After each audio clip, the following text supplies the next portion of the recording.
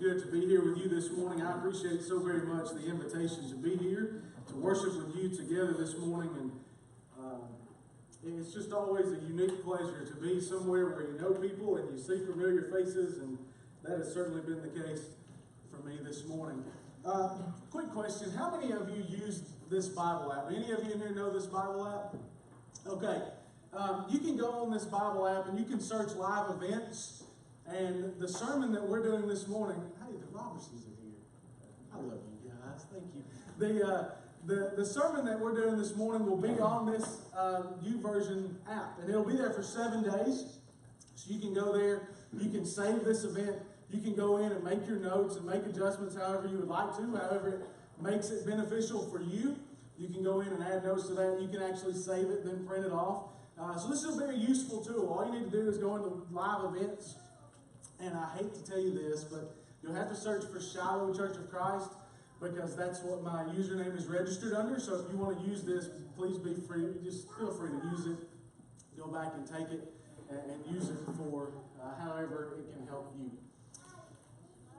So the reason I'm here this morning is obviously to fill a void, and I love Austin and his good family. I think a lot of him, his father-in-law, is one of my favorite people. They're just a good family, but this is a unique conversation that we're going to have this morning. So my challenge to you is this. I want you to think to yourself this morning, before we get into this, how many of us from time to time when we're faced with a challenge, or we see other people that are enduring challenge, or other people that are having a difficult time in their life, or maybe a difficult time within our own life, rather than saying, hey, give me this challenge, give me this opportunity to learn and to grow, we kind of flip the script. And we maybe say a little bit of, poor, pitiful me. This is not supposed to be the way that it's supposed to go. This is not how I anticipated it being. This is not what I wanted to see happen out of this. But rather we flip the script and we say, hey, give me this opportunity. Give me this chance to learn, and give me this chance to grow. Give me this chance to be an example to someone else. I think a lot of times we look at the challenges in our life, and listen, I'm going to make an assumption this morning, and I hate to make assumptions because sometimes they can be taken out of context, sometimes they do weird things, but when you make an assumption, it's obviously touchy subjects. It can be rough waters to try to tread, but nonetheless, I'm going to make an assumption about all of us in here this morning, myself included. We all have challenges in life. Is that fair to say? If I made that assumption about you this morning, and I told you that was true about me, that every stage in life I've had challenges, I've had opportunities to grow, I've had my own unique circumstances, I would not be making an assumption just about you. I would be telling you that that's the truth about me. But oftentimes those obstacles, those things in life that we let stand in the way of who we are trying to be, or who we want to become, or who we should become as Christians, rather than tackling that, we let it intimidate us. And we figuratively stand at the bottom of the mountain and we look at the top and we see nothing but the challenges of climbing the mountain. And instead of lacing up our boots, instead of being aggressive and praying to God and being confident in Him, we'll let the pressures, we'll let the intimidation, we'll let the challenge overcome us. So this morning, if you have your Bible, I want you to turn to Joshua chapter 14. Joshua chapter 14. And up until this point, the book of Joshua has been centered around what? Joshua. And so when we find Joshua chapter 14, there are different things that are happening here. And so when we ask this question, where is your confidence placed? That's going to answer a lot about how you view your challenges in life. And I'm going to tell you this morning that if your confidence is based in yourself, if you're confident, now listen, I'm pretty confident that I can do some things. Okay? I don't care how much you think you can eat. I can hang with you. Okay? I'm going to hang with just about everybody. Okay? There are things in life that I'm really confident that I can do. I can find my way from the bedroom to the refrigerator to the recliner to the DirecTV remote faster than anybody in my house. And that's with a 3-year-old and a 7-year-old in the house. I'm going to win. There are things in life that I am confident about. I hate that Michael Cagle's not here this morning, because I had all these little one-liners ready, like "Go Tigers," and I had all these little things ready. I was confident that I was going to be able to say something to him this morning, but again, when you have your confidence in life, in the human aspect of life, you're placing your confidence in the wrong things. So when we look at this biblical story, this great story about Joshua turning and then Caleb comes into the picture, we're looking at all kinds of different things that are happening here that are biblical truths. And this Old Testament gives us something that we should be able to take, and we should be able to take into every aspect of our life and use it and apply it and be able to take challenges. But you have to understand where your confidence is. If it's in you or if it's in another human being, we trust and know that people are going to do good things. But where your confidence lies will tell you a lot about how you will approach life.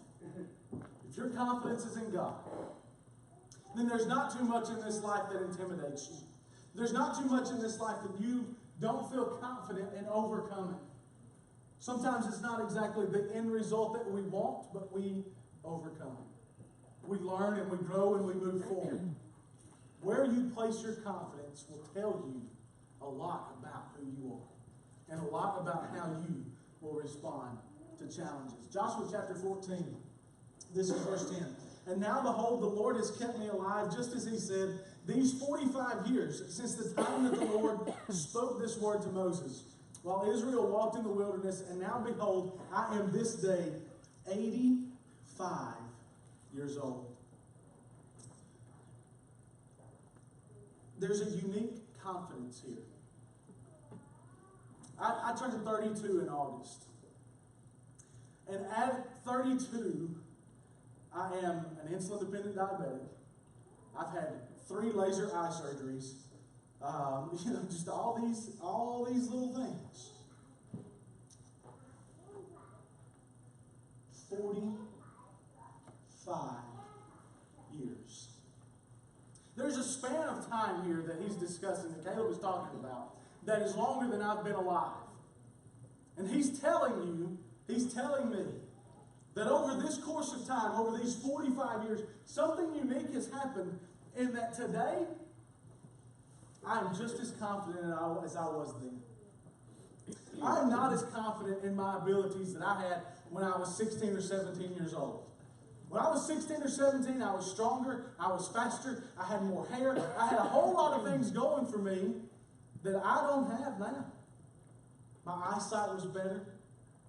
Everything about who I was just 16 years ago was better. But here Caleb is talking about 45 years later. I'm just as confident in who I am. I'm just as confident in what God has instructed me and what he has told me as I've ever been. Now you look at this. While Israel walked through the wilderness, see, they didn't have air conditioning. They didn't have cars. They didn't have unique ways of travel and comfort that we did. What they had was desert. What they had was heat. What they had was a level of uncomfort that you and I haven't seen in a long, long time. I want to tell you something. There's nothing much more miserable in life than being hot when you don't got to be hot. When you make the decision to do something and you know you're going to be hot, you don't enjoy that. You know that you got things to do.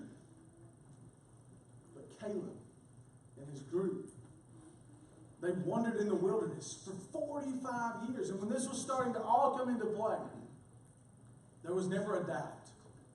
The confidence was always there. The confidence in what God had instructed them 45 years earlier was still in their heart. It was still on their mind. They still believed it. They still trusted it. And they still followed through. I think it's fair to say that as a society, we lose hope and confidence in things when the first thing goes wrong. At the first little sign of trouble. I read a statistic that 77% of people will stop trying the first time it goes wrong. 77%. Now that's up from just a few months ago when I looked at this. 77% of Americans will stop at the first sign of it's not going the way that we thought it would. 45 years, they never stopped. They never gave up. They never lost confidence. Now, if their confidence had been in themselves or their own unique way to adapt and change, they would have failed. They never would have made it to where they wanted to be, or where they were instructed that they could be, or where they were promised that they were going to be. But rather than give up and lose confidence in God, they took what He had told them and they believed it and they worked toward it. When you put your confidence in God, it gives you this peace, and it gives you this understanding, and it gives you this confidence. We all enjoy the feeling of confidence. There's nothing fun about already feeling defeated before you go into the match. Before you enter into whatever it is that you're going to do, your job interview, whatever it is that you're going into, that we don't like the feeling of defeat. We don't like the feeling of knowing that we're overmatched.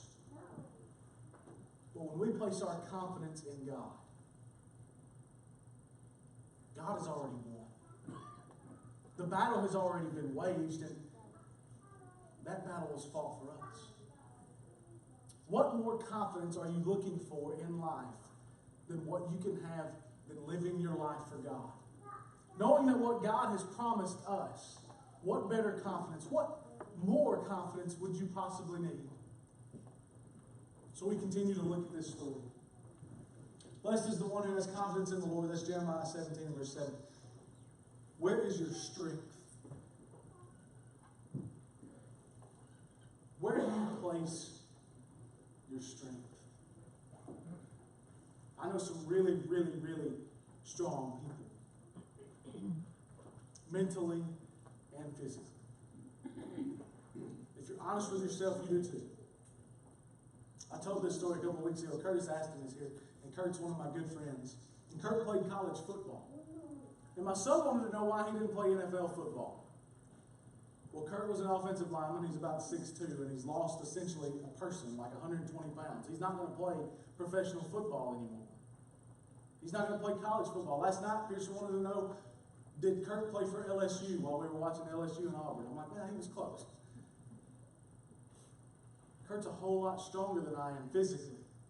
He's a whole lot stronger than I am mentally. When you surround yourself with people who are strong, you become strong.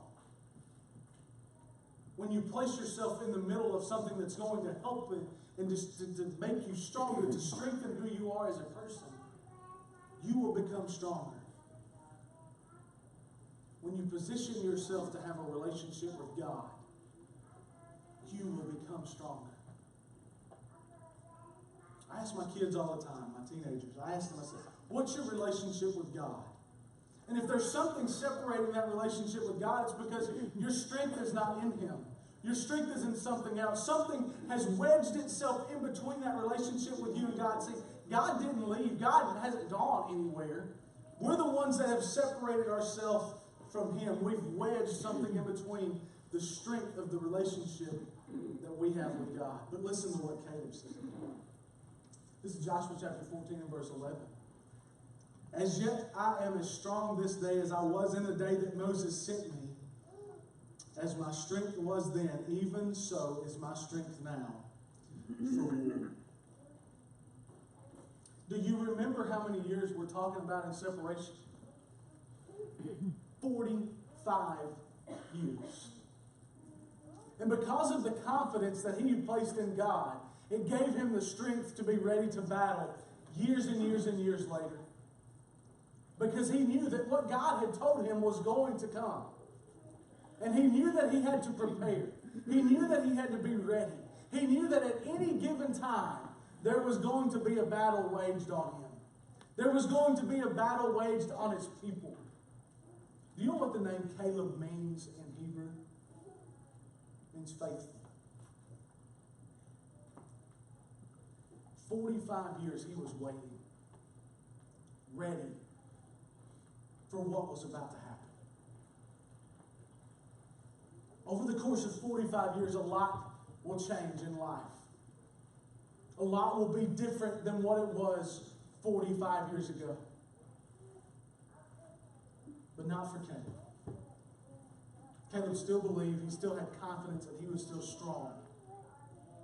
So much so that he had prepared for this day, for the moment that it had come. There was no intimidation. There was no scaredness. He was ready. When we as Christians are involved in things, do people see our strength? Do people know that we rely fully on God for our confidence, for our strength? Or do they see someone who is floating out on this island, pretending to be someone, bearing a name, but they themselves don't have strength or confidence in? We're talking about physical strength here. There's something that comes along with that. There's preparation that has to happen for this statement to be made.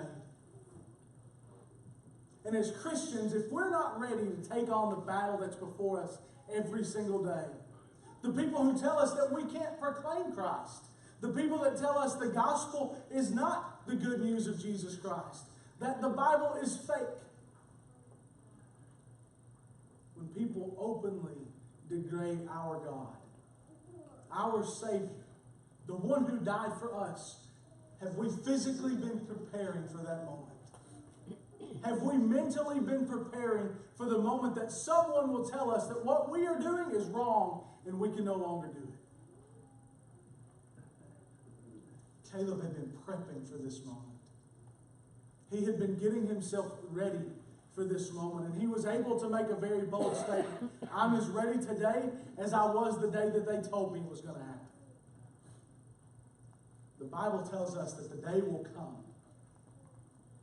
when there will be just this huge influx of false doctrine, false teachers. And let me tell you, if you don't think they're here already, you're fooling yourself, because they're here. Are you ready for that battle?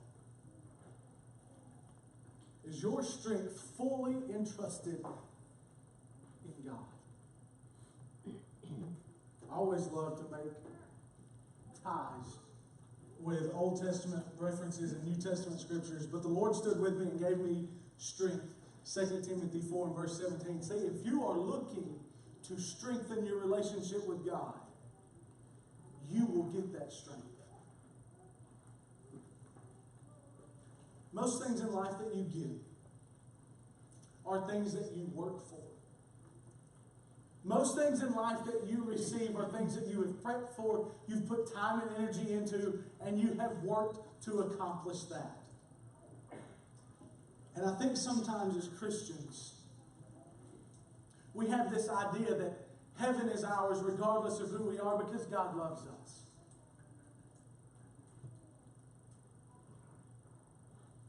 We have to work. We have to strengthen who we are as Christians.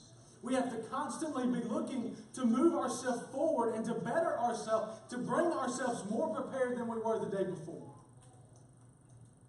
When you go to work, you don't go to work thinking, I'm going to be worse today than I was yesterday. I don't want to work any harder today than I had to yesterday. You go to work with a renewed vision. Maybe things didn't go the way that you wanted them to the day before, so you know you've got to work harder the next day. And we pray and we seek and we hope that that next day will come so that we can work harder. As Christians, do we do the same? Do we work hard so that we can find the next day we will be working harder? Do we find ourselves trying to grow closer to God so that we can feel His presence, so that we can know and trust and have our strength and confidence in Him? Or is it in what we are trying to accomplish? You look at Caleb. Caleb was faithful. And he was faithful because his confidence and his strength revolved around God. It revolved around what he had been told would happen. You and I in here have been told what will happen. Do we place our strength and our confidence in the God that told us it will happen? Sometimes we like to put Christianity, we like to put our life, we like to put our own time in this little box. We think that this box, this is what we've created, this is our time, this is our life. And listen, in some aspects it is. You get the ability to make the decisions, to do whatever you want to do, to be whoever you want to be, to go into whatever field you want to go into.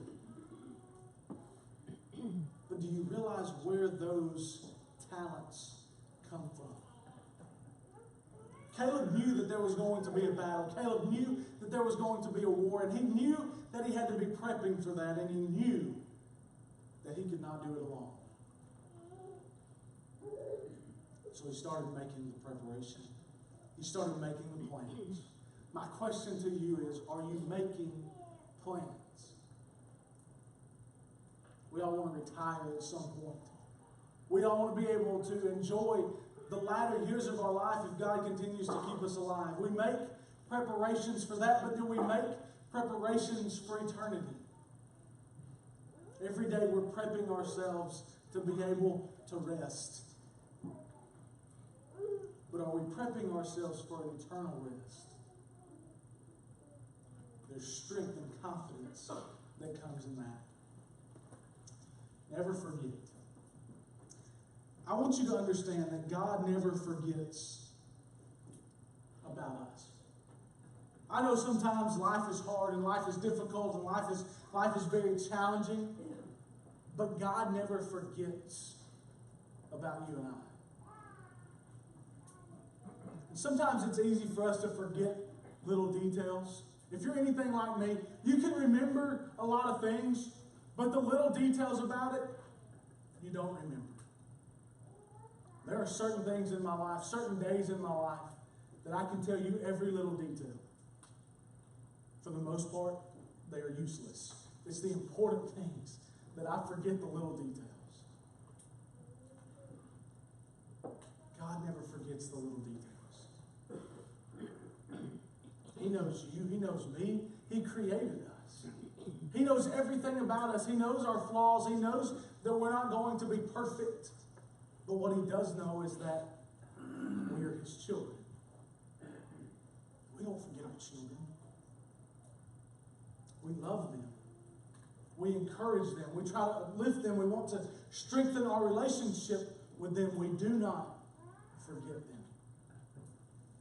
So when you're looking at these challenges in your life that you want to back away from, that you stand at the base of the mountain and you look at the top and you see the very challenges that are in front of you, and it feels like you're literally going to have to climb the mountain just to try to get to the other side, God doesn't forget you. When you feel like you're at the base of that mountain and you're there all by yourself, God has not forgotten you. And there's a direct example of that.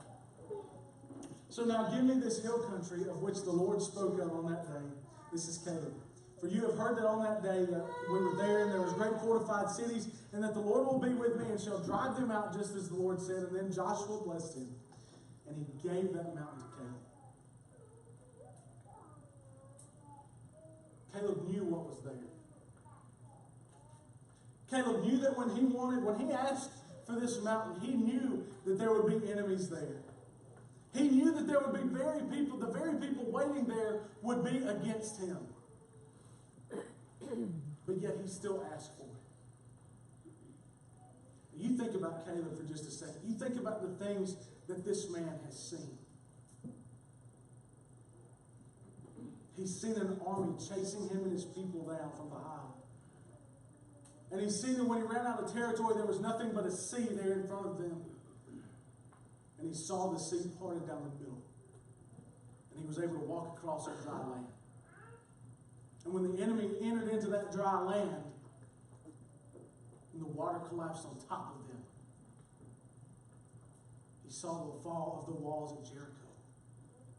This is a guy that had no doubt that God would take care of him.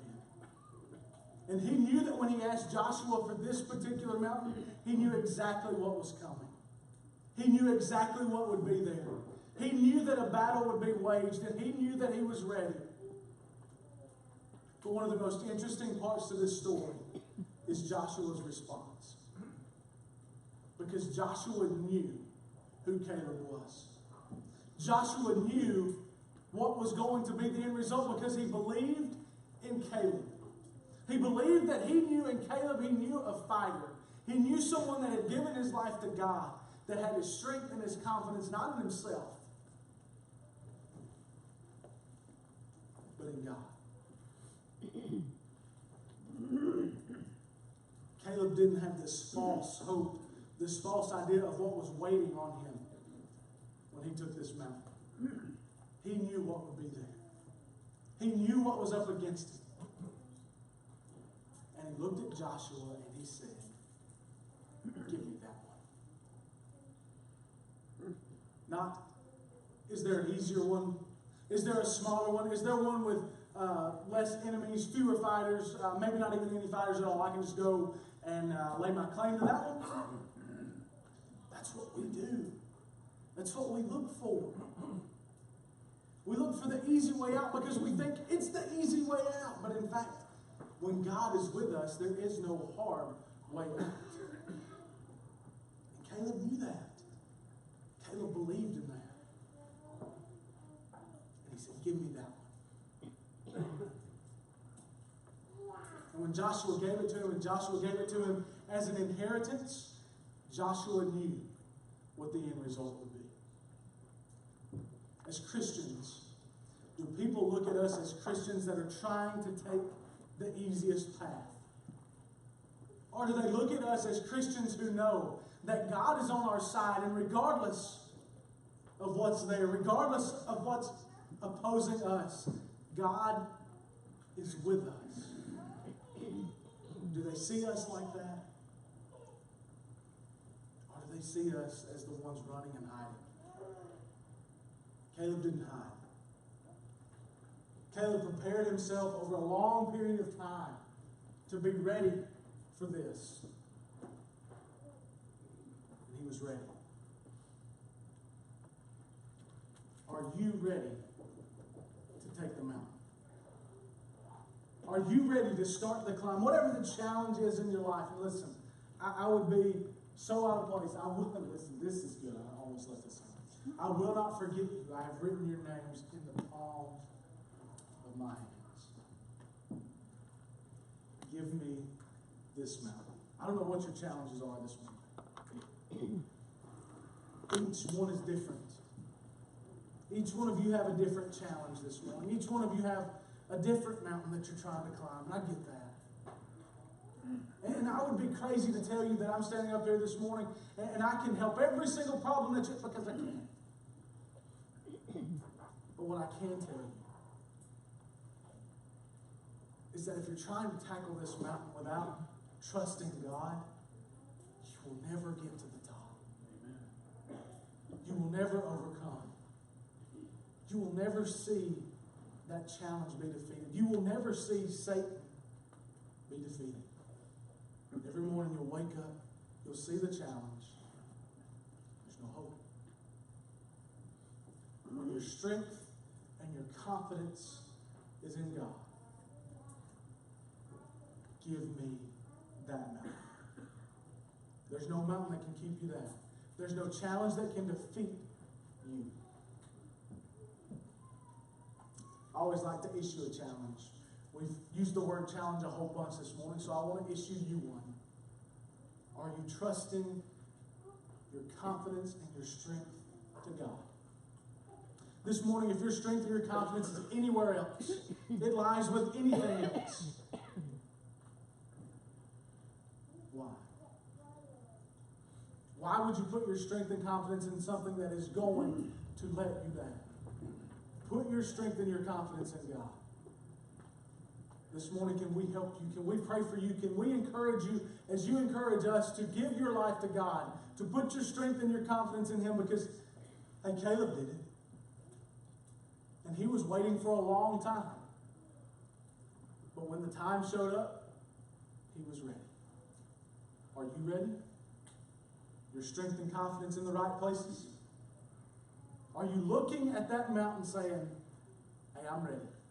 I've laced up the boots and I'm walking with God. Does that need to be who you need to become this morning? If this morning we can help you in any way, we want to do that. And we encourage you to come as we sing this song.